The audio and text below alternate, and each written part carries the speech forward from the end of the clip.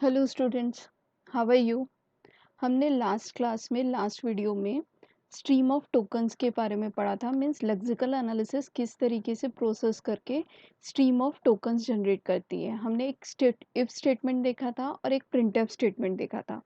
आज हम उसी इफ स्टेटमेंट को किस तरीके से सिंबल टेबल में स्टोर होगा और सिंटैक्स एनालिसिस कैसे प्रोसेस करेगी इसके बारे में देखेंगे। ठीक है, तो हमने स्ट्रक्चर ऑफ कंपाइलर में पढ़ चुके हैं कि हमारे पास जो भी फेसेस होते हैं वो टेबल मैनेजमेंट के सिंबल टेबल से कंटिन्यूसली इंटरैक्ट करते हैं। तो उसी में हमारे ये इफ स्टेटमेंट जब टेबल मैनेजमेंट के सिंबल टेबल से इंटरैक्ट करता है तो वो डिफरेंट टाइप के हमारे क्या करता है, डेटा को स्टोर करता है। तो फॉर एग्जांपल जैसे अगर हमें अ, इसमें स्टोर करवाना है डेटा, तो कैसे स्टोर कराएंगे। तो सबसे पहले हमें हमारा एड्रेस है 54, तो 54 एड्रेस सबसे पहले आएगा। तो वो 54 एड्रेस पे हमारा क्या स्टोर होगा, एक लेबल है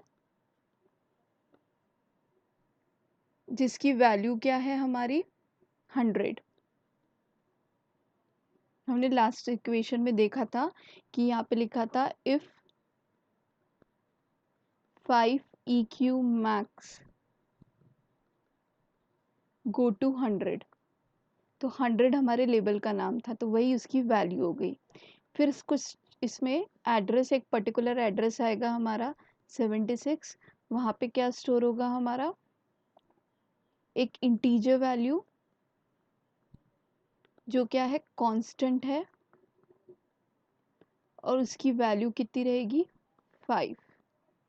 देन एक पर्टिकुलर एड्रेस आएगा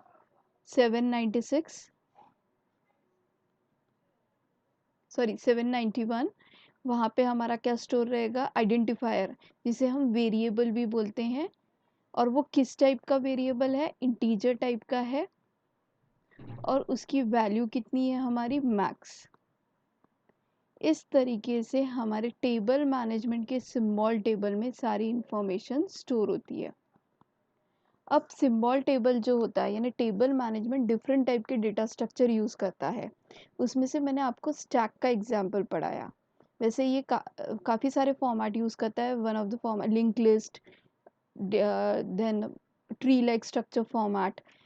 तो हमने उसमें से one of the queue format, हमने उसमें वन ऑफ द स्ट्रक्चर पढ़ा स्टैक फॉर्मेट। आपने प्रीवियस सेमेस्टर में डेटा स्ट्रक्चर के बारे में पढ़ चुके हैं। अब ये था ये किस तरीके से सिंबल टेबल में स्टोर करेगा। अगर मुझे इसी स्टेटमेंट को मुझे कहते हैं सिंटैक्स एनालिसिस प्रोसेस में स्टोर करवाना है यानी पास ट्री जनरेट करना है, तो किस तरीके से जनरेट होगी हम उसके बारे में डिस्कस करते हैं। तो हमारा इक्वेशन क्या था, if 5 EQ max go to 100।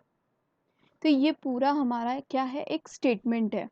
ठीक है, तो सबसे पहले हम लिखेंगे ये पूरा हमारा क्या है, स्टेटमेंट है। हम क्या बनाने की कोशिश कर रहे हैं, इसकी पास ट्री जो सिंटैक्स एनालिसिस जनरेट करता है। ठीक है, एक स्टेटमेंट है, वो स्टेटमेंट में भी हमारा कौन सा स्टेटमेंट है, इफ स्टेटमेंट है। उफ उस इफ स्टेटमेंट में भी हमारे कई सारे पार्ट्स है। पहला है इफ कीवर्ड, फिर हम लोग कंडीशन चेक करवा रहे हैं, देन हमारा नॉन इफ स्टेटमेंट है। Go two is non if statement, तो इसे नॉन इफ स्टेटमेंट बोलते हैं।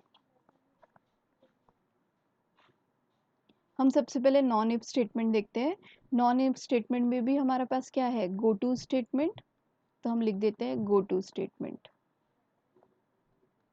उसमें हमारे लेबल का नाम क्या, दो चीजें हैं, एक है गो टू और दूसरा क्या है हमारा लेबल। यानी जो जो चीजें हमने उसको ट्री लाइक स्ट्रक्चर फॉर्मेट में बना दिया। अब इफ के आगे कोई ब्रांचेस नहीं है, पर हमारी कंडीशन में तीन पार्ट्स है। एक है कांस्टेंट, देन है हमारा ऑपरेटर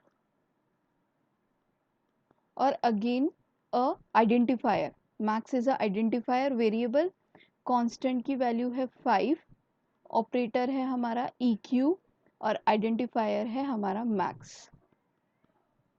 ठीक है। इस तरीके से हम पास ट्री इसकी जनरेट कर सकते हैं इस स्टेटमेंट की। आप आई होप आप सभी को ये चीज़ें समझी होगी किस तरीके से हम पास ट्री जनरेट कर सकते हैं। Thank you.